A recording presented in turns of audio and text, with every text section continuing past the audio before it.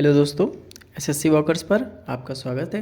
Channel से जुड़े रहने के लिए चैनल को सब्सक्राइब जरूर करें, जिससे आपको every information video time time पर आपको मिलता रहे। इस वीडियो में हम डिस्कस करेंगे इंग्लिश में फुल स्कोर कैसे कर सकते हैं, उसकी स्ट्रेटजी के बारे में। एसएससी सीजीएल, सीएचएसएल जो भी एसएससी से एसोसिएटेड एग्ज़ाम है उन सभी के बारे में, टीयर 1 और टीयर 2 के बारे में। मैंने एसएससी सीजीएल का एग्ज़ाम में 2 बार अपीयर हुआ हूँ। एक बार मेरे एसएससी सीजीएल में जब 200 मार्क्स का हुआ करता था एग्ज़ाम, तब मेरा 191 मार्क्स आए थे। और सेकंड टाइम में अभी मैंने 2024 में अपीयर हुआ था, तो उसमें मेरे आउट ऑफ 135 में 131 मार्क्स आए थे। मैं आपको कैसे मेरे इतने मार्क्स आए तो मैं उसके बारे में भी बताऊंगा और डिस्कस करूंगा कि क्या ही स्ट्रेटजी रहेगी पढ़ने की। इसमें सबसे पहले मोस्ट इंपॉर्टेंट बुक्स कौन कौन सी आती हैं। तो सबसे पहले ग्रामर, जो सबसे ज़्यादा इंपॉर्टेंट पॉइंट होता है कैसे आपको प्रिपेयर करना है। आपको ज़्यादा बुक्स पे रिलाई नहीं करना, ये बात ध्यान रखना है। कुछ ही 2 बुक्स ले लीजिए, उन्हीं पे रिलाई करिए, एक प्रैक्टिस बुक और एक केवल रीडिंग बुक। तो इसमें मैंने सबसे पहले प्लेन टू पैरामाउंट जो नीतू मैम की है, बहुत ही फेमस बुक है एसएससी सीजीएल एसएससी के हर एग्ज़ाम के लिए। तो इसको मैंने रिलाई किया था, इस पर मैंने पढ़ाई की थी इसी को, और इसको मैंने 2 से 3 बार रीडिंग की थी। इससे मुझे काफ़ी ज़्यादा हेल्प मिली थी इम्प्रूवमेंट में, मेरी काफ़ी ग्रामर इम्प्रूव हो चुकी है। बुक्स आती हैं, एसपी बक्सी भी आती है, मिरर और कॉमन एरर भी आती है, पिनेकल आती है प्रीवियस ईयर। जो रेड से है ये मैंने फॉलो की हैं, तो मैं इसलिए इनको रेड से कर दिया है। जो पिनेकल प्रीवियस ईयर है उसमें मैंने प्रैक्टिस की, जैसे कि सेंटेंस इम्प्रूवमेंट की, इसके बाद आपकी एरर्स की, एक्टिव पैसिव की, नरेशंस की, इसका क्लोज टेस्ट की भी प्रैक्टिस की, काफ़ी ज़्यादा पैसेसेस की भी जो आरसी आते हैं उनकी प्रैक्टिस की। इनको मैंने पिनेकल प्रीवियस ईयर, ऐसे ही प्रीवियस ईयर की और भी बुक्स आती हैं, जैसे आप किरण की भी ले सकते हैं। इसके बाद और भी कई सारी बुक्स आती हैं, उनको फॉलो कर सकते हैं। बट मैंने जो रिसोर्स फॉलो किए, इन दोनों को फॉलो किया। स्टार्टिंग में मैंने एक बैच भी लिया था अमन वशिष्ठ सर का, तो आप कोई बैच भी ले सकते हैं, आप उससे भी पढ़ सकते हैं जिससे आपको हेल्प मिले। बट मैंने उसके बाद बैच के बाद फिर मैंने प्योरली बुक पे रिलाई किया था, प्लेन टू पैरामाउंट पे।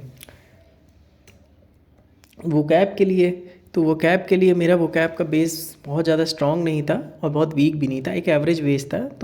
लेकिन एसएससी के अकॉर्डिंग शायद मेरा बेस उतना स्ट्रॉन्ग नहीं। तो मैंने सबसे पहले एक बैच लिया, जो समुद्र मंथन बैच है रानी मैम का, उसको लिया। उसमें उन्होंने काफ़ी एसोसिएटेड वे में मतलब पढ़ाया हुआ था। नंबर 1, जैसे कोई भी वर्ड है उसका रूट वर्ड से एसोसिएटेड सारे वर्ड्स को, फिर इसके बाद उन वर्ड्स के साथ जो एसोसिएटेड उनके 1 वर्ड सब्स्टिट्यूशन है, इडियम फ्रेजेस हैं उनको। तो इस तरह से काफ़ी एसोसिएटेड वे में पढ़ाई हो गई थी, और विद न्यूमोनिक्स तो काफ़ी ज़्यादा स्ट्रॉन्ग हो गया था, और सबके नोट्स भी बनाए थे मैंने। उसमें 42 से 45 लेक्चर थे तब, तो आप वो भी फॉलो कर सकते हैं। मैं आपको लिंक प्रोवाइड कर दूंगा समुद्र मंथन बैच की, तो आप उसको फॉलो कर सकते हैं। यूट्यूब में पड़ा हुआ है वो बैच। और ब्लैक बुक को फॉलो किया था। जब समुद्र मंथन पढ़ लिया उसके बाद ब्लैक बुक बहुत ही ईजी लगने लगी थी पढ़ना, क्योंकि कई सारे वर्ड्स ऐसे थे ऐसा लगता था पढ़े हुए हैं, तो उनको काफ़ी ईजी एसोसिएट हो रहा था कि ये पढ़े हुए हैं। और आप एक अमन सर का बैच आता है, अमन वशिष्ठ सर का, आप उसको भी पढ़ सकते हैं। उससे भी आप, उन्होंने बहुत पिक्टोरियल व्यू में पढ़ाया है, तो वो काफ़ी मेमोराइज़ करना ईजी होता है, तो आप उसको ही फॉलो कर सकते हैं। बट हाँ, दोनों को मत फॉलो करिए, किसी एक को फॉलो करिएगा, इससे आपको हेल्प मिलेगी, आपका टाइम भी सेव होगा। बट ब्लैक बुक को ज़रूर पढ़िएगा, ब्लैक बुक बहुत अच्छी बुक है वो कैब के लिए, और आपको शायद हर कोई रिकमेंड करेगा ब्लैक बुक के लिए। आरसी के लिए क्या करना है, ये बहुत ही चुभने वाला पॉइंट होता है कि आरसी कैसे स्ट्रॉन्ग करें, क्योंकि टीयर 2 में आरसी के बहुत ज़्यादा मार्क्स होते हैं। आप कोई भी एक न्यूज़पेपर फॉलो कर सकते हैं इनमें से, और न्यूज़पेपर ज़रूर फॉलो करिए। 2 फ़ायदे होते हैं न्यूज़पेपर फॉलो करने के। एक तो ये फ़ायदा होता है कि आपकी रीडिंग पावर बढ़ जाती है, रीडिंग आपकी इन्हांस होती है काफ़ी ज़्यादा। दूसरी चीज़ ये है कि आप जैसे न्यूज़पेपर पढ़ते हैं तो आप करंट के टॉपिक्स से भी जुड़ जाते हैं, चाहे वो इंटरनेशनल हो, इंडिया लेवल पे हो, इकोनॉमिक्स के बेस पे हो। आप जितने आर्टिकल पढ़ना हो पढ़ सकते हैं। 2 आर्टिकल पढ़ना हो 2 आर्टिकल पढ़ लीजिए, 3 आर्टिकल पढ़ना हो 3 आर्टिकल पढ़ लीजिए, बट इंटरेस्टेड आर्टिकल पढ़िए। और एक बार आप रीडिंग करेंगे, स्टार्टिंग में आपको टाइम लगेगा, हो सकता है कि आप पहले बार रीडिंग करें, आपका मन है फुल पेपर पढ़ने का, तो आपको टाइम लगेगा। बट ये कि जैसे जैसे आप 1-2 महीना बीतेगा तो आपको वही न्यूज़पेपर 15 से 20 मिनट में भी कंप्लीट होने लगेगा।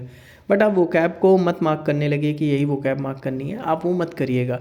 आप कंटिन्यू वोकैब को मोबाइल में देखते जाइएगा, धीरे धीरे आपको लर्न होने लगेगी, धीरे धीरे काफ़ी अच्छे वर्ड्स आते हैं, तो उससे आपको काफ़ी हेल्प मिलेगी। बाकी मैंने एक इंग्लिश माध्यम का ऐप आता था, उसे डाउनलोड कर लिया था, तो आप उसे डाउनलोड ज़रूर करिएगा, इसे ज़रूर प्रैक्टिस करिएगा, जिससे आपको डेली आर्टिकल, वो एक फ्री आर्टिकल देते हैं, उसे रीड करिएगा। उसमें हाईलाइटेड वर्ड होते हैं वो कैब के, आप उसे जब टच करेंगे तो उसमें उनके मीनिंग आ जाते हैं, उसमें शायद उनके सिनोनियम भी साथ में होते हैं, तो आप वो नोट डाउन ज़रूर कर सकते हैं। उससे आपको रीडिंग में हेल्प भी मिलेगी और दूसरी चीज़ है वो कैब याद भी होगी, वो पेपर से एसोसिएटेड वर्ड होते हैं, एग्ज़ाम में भी आ जाते हैं कभी कभी। और आप उसका जब डेली फ्री मॉक ट्राई करेंगे तो उसी में नीचे एक वो कैब का क्विज़ भी रखते हैं, तो आप वो कैब का क्विज़, और जो इनका फ्री मॉक होता है वो टियर 1 बेस्ड होता है, आपके टियर 1 का भी एक स्ट्रांग हो जाएगा। जब आप इसको पढ़ लेंगे इसके बाद उसी पे बेस्ड होगा, तो आप उसको ज़रूर करिएगा। फिर क्लोज टेस्ट के लिए, क्लोज टेस्ट में सबसे बड़ी चीज़ है, मैंने बहुत प्रैक्टिस की थी पिनैकल की बुक से, और फ्रेजर वर्ब को ज़रूर याद करिएगा क्योंकि फ्रेजर वर्ब वोकैब बेस ज़रूर आ जाते हैं। अंडरस्टैंड करें स्ट्रक्चर को ज़रूर जानना होता है कि क्लोज टेस्ट है वो कौन सा मीनिंग कन्वे कर रहा है, पॉजिटिव या नेगेटिव। जैसे कोई भी आपका पैसेज जो क्लोज टेस्ट है वो आपका मीनिंग जो कन्वे कर रहा है वो पॉजिटिव कर रहा है, बट एट द एंड जो बात वो कहना चाहता है वो कॉन्ट्राडिक्ट वे में बात करता है। तो हो सकता है कि आपको वहाँ पे जब पॉजिटिव वर्ड से आप कॉन्ट्राडिक्ट बात करेंगे तो वहाँ नेगेटिव वर्ड आपको लगे भरना, लेकिन कॉन्ट्राडिक्टरी बात कर रहा है ना, तो पॉजिटिव वर्ड ही फिर फिल करना पड़ेगा। तो ये कन्फ्यूजिंग हो जाता है। तो ये स्ट्रक्चर समझना बहुत अच्छी स्ट्रेटजी होती है, आप इसको स्ट्रक्चर को समझेंगे तो आपके लिए ईजी हो जाएगा क्लोज टेस्ट। और मीनिंग ज़रूर समझें क्लोज टेस्ट का कि क्लोज टेस्ट में क्या मीनिंग है। टेक टाइम, इंग्लिश के लिए ठीक ठाक टाइम रहता है, तो टेक टाइम 12 से 13 मिनट में भी आप इंग्लिश कर लेते हैं तो कोई इशू नहीं है। वैसे 10 मिनट ट्राई करिए कि 8-10 मिनट में कर लीजिए इंग्लिश को, बट धीरे धीरे आप डेली जब मॉक देंगे तो आपकी प्रैक्टिस से स्ट्रांग हो जाएगा, आपको कोई दिक्कत नहीं आएगी। और एक चीज़ ज़रूर इंग्लिश में करें वो है सेल्फ इवैल्यूएशन स्कोर का। उसको कैसे करना है, आप डेली एक मॉक दीजिए, किसी भी प्लेटफॉर्म से दीजिए, चाहे टेक्स्ट बुक से, हॉलीबोर्ड से, किसी एक से दीजिए। लेकिन जब उसको दे लें, उसमें जब मॉक में नंबर आए, मार्क्स के बाद आप देखिए आपका क्या सही हो रहा है क्या गलत हो रहा है। जो चीज़ आपका गलत हो रहा है उसको आप इम्प्रूव ज़रूर करें, अपने उस वीक एरिया पे ज़रूर फोकस करें। या वीक एरिया फोकस करेंगे तो आपका जो भी वीक पार्ट है वो स्ट्रांग होने लगेगा, चाहे वो कैब का हो, चाहे एक्टिव पैसिव का हो, किसी भी चीज़ का पार्ट होगा। मुझे याद है कि जब मैं दे रहा था काफ़ी मॉक तो मेरा एक नरेशन के पार्ट में सब कुछ सही होता था, लेकिन कुछ नरेशंस जो आते थे वो हमेशा गलत हो जाते थे। तो मैंने उसके लिए फिर कुछ नहीं किया, ब्लाइंड होके अमन वर्सेस सर का एक यूट्यूब में वीडियो था उसको फॉलो किया, उसके बाद मेरे कभी नरेशंस गलत नहीं हुए। तो आपको ऐसे ही करना है, आपको जो चीज़ आपको मिस्टेकन लगे आपको उसका सही रिसोर्स पता करना है, उस रिसोर्स पे जाकर आपको क्लिक करके उसको ही पढ़ना है अच्छे से। बाकी आप इंग्लिश के लिए नीतू मैम की ब्लाइंडली बुक फॉलो करेंगे आपको कोई इशू नहीं है, 2-3 बार रीड कर लेंगे आपकी इंग्लिश काफ़ी इंप्रूव हो जाएगी। So thank you, I hope आपको मेरी इन्फॉर्मेशन अच्छी लगी होगी। मेरे टेलीग्राम ग्रुप से जुड़ने के लिए आप एसएससी वॉकर्स ग्रुप को फॉलो कर सकते हैं, और टेलीग्राम का चैनल एसएससी वॉकर्स उसे फॉलो कर सकते हैं। Thank you so much.